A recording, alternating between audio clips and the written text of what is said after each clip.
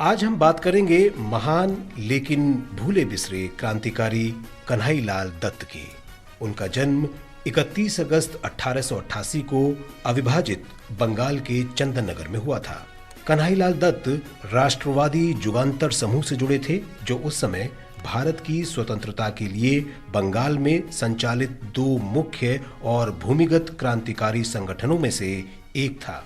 कन्हैयालाल ने 20 वर्ष की युवावस्था में ही मातृभूमि के लिए प्राण न्यौछावर कर दिए थे।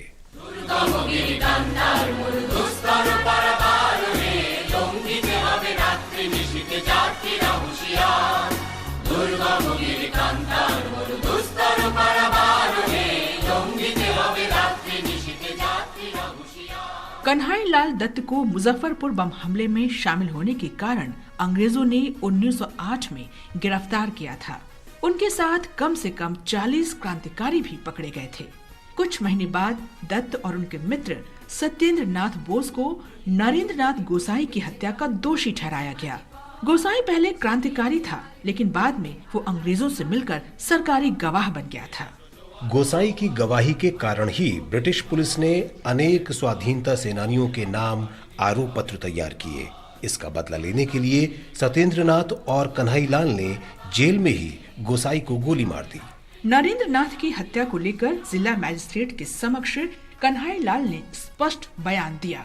नरेंद्र नाथ की हत्या इसलिए की गई क्योंकि वो गद्दार था। फांसी के एक दिन पहले ब्रिटिश जेल के वार्डन ने कन्हैयालाल को मुस्कुराते देखकर कहा, कल जब फांसी पर लटकाया जाएगा तो तुम्हारी ये मुस्कान गायब हो जाएगी। अगली सुबह भी कन्हैयालाल मुस्कुरा रहे थे। दत्त की निर्भीकता देखकर वार्डन अवाक रह गया। 10 नवंबर 1908 की सुबह कन्हैयालाल को कोलकाता की अलीपुर जेल में फांसी दे दी गई।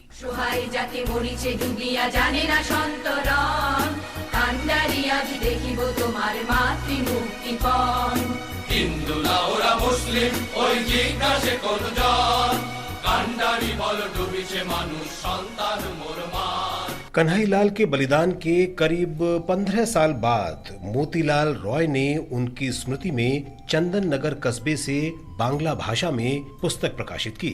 उस समय चंदन नगर फ्रांस के कब्जे में था, लेकिन अंग्रेजों ने सी कस्टम्स एक्ट 1878 के तहत उस पुस्तक पर प्रतिबंध लगा दिया।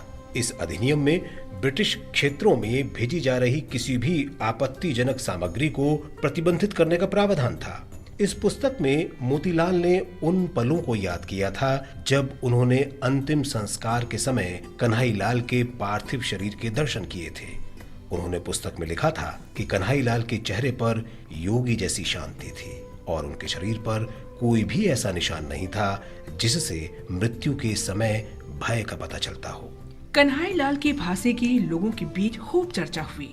देश के लिए अपना जीवन उत्सर्ग करने के कारण वे जनमानस में बस गए। राष्ट्र सेवा के लिए कन्हैयालाल के उत्साह ने बाघा जतिन, रास बिहारी बोस, मास्टरदास सूर्य सेन और उनके समूह के सदस्यों सहित अनेक महान बंगाली क्रांतिकारियों के दिलों में आजादी की ज्वाला और तेज कर दी। कन्हैयालाल दत्त जैसे शहीदों के बलिदान और अप्रतिम देश सेवा का भारत सदैव ऋणी रहेगा।